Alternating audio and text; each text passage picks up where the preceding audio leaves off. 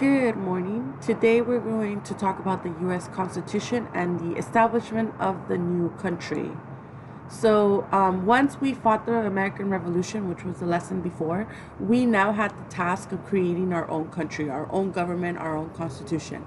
And right off the bat, our very first constitution was the Articles of Confederation.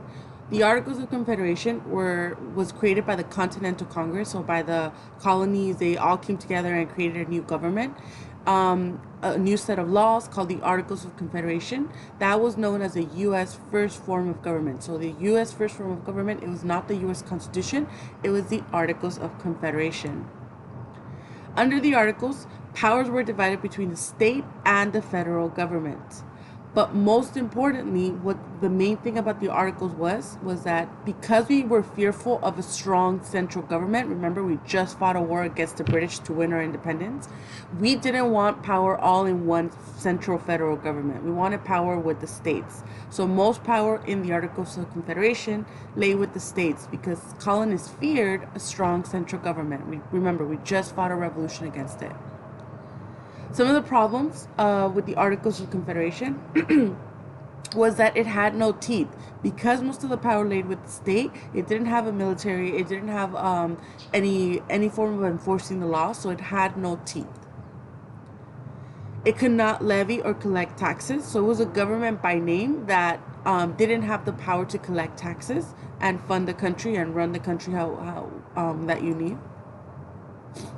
It could not pay back debt, therefore, because you couldn't collect taxes, therefore you couldn't pay back the debt. And it could not pay soldiers, therefore it didn't have a military, so it didn't have any teeth. We finally see the problem with the Articles of Confederation in Shaes Rebellion. What is Shaes Rebellion? A farmer named Daniel Shaes was tired of the rising state taxes. So remember, the federal government cannot tax, but the state government, for example, Massachusetts or Boston, they definitely could. And they were taxing the colonies, the people like crazy. So farmers were losing their homes, they couldn't pay their debt, they couldn't feed their families. So they were sick and tired of the state taxes and the government not doing anything about it, the federal government. So what he did is that he led an army of 1,200 farmers. The rebellion demonstrated to the delegates to the Continental Congress that they needed a more strong national government. So the state government can't just do whatever they want. We need like a strong leadership. We need a strong central government. Therefore, 12 states sent delegates to the convention in Philadelphia to try to fix the Articles of Confederation. So 12 out of the 13 states, colonies at this point, sent people to represent them to try to figure out, hey, this constitution isn't working. What are we going to create to fix these problems? So they went to Philadelphia to fix the Articles of Confederation. It wasn't to replace it, just to fix it. But what came out of it was a whole new type of government, a whole new constitution. So how did that come about? How did we create the U.S. Constitution, the oldest form of government till this day in the world? So in Philadelphia, all the 12 delegates were sent there to fix the articles. The founding fathers, framers of the Constitution, created a whole new government that would replace the articles. So instead of trying to fix them, they just completely scrapped them and started from the bottom, started new. Some of the stuff that they had to discuss was in great debate, they were debating it a lot. One of the biggest debates in the Constitutional Convention when they created the Constitution was the Great Compromise. What was the Great Compromise? James Madison, one of our founding fathers, the eventual president, wanted representation based on state population. So he wanted the power to come from the population. So the more people you have in your state, the more power you have. So this was called the Virginia Plan. So representation means how many people you're going to have in the government to represent your state. James wanted it based on population. William Patterson, he was from a state like New Jersey, way smaller with less people than Virginia. What he wanted was equal representation for each state, where no state was more powerful than the other. So this way, it protected small states like New Jersey. This was called the New Jersey Plan. James Madison wanted representation based on population. William Patterson wanted representation based on equality. So every state is equal no matter the size. However, of course, how do we come up with the solution to these two opposing views? We have the Connecticut Compromise. In the Connecticut Compromise, we created a genius solution where we created a bicameral. Bi means two, so two houses of Congress, where the House of Rep is based on population and the Senate is based on equal representation. And that is still true today. In the U.S. Constitution, in the U.S. government today, we have a House of Rep based on population. How many people you have, the more people you send to government. And in the Senate, we have 2 people per state, so therefore 100 senators.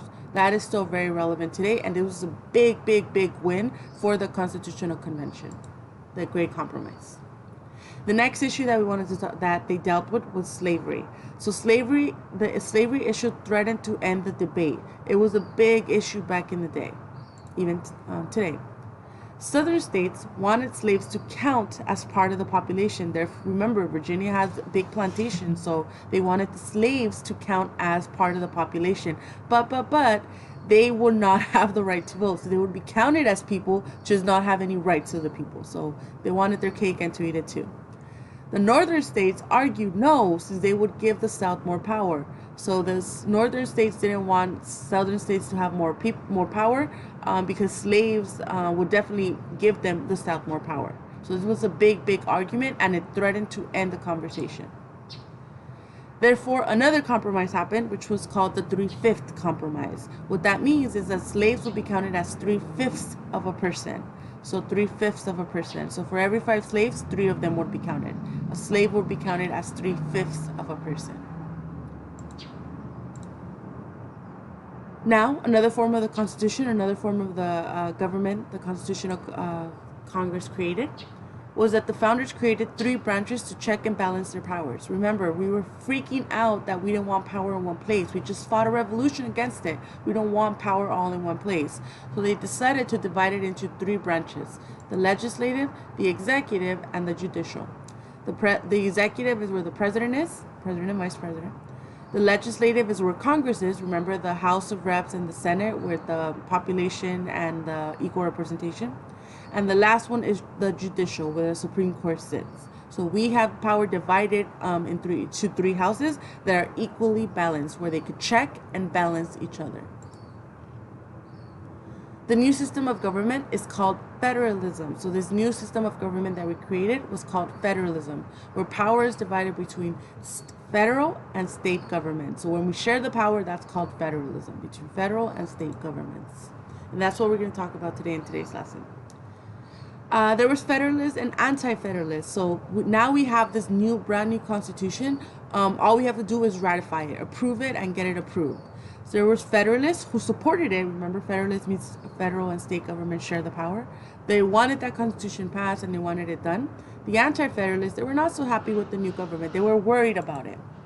So the Federalists supported the Constitution.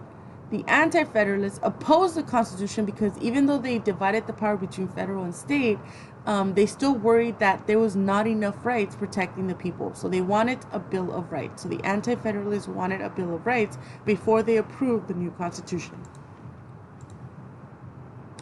What was the Bill of Rights about?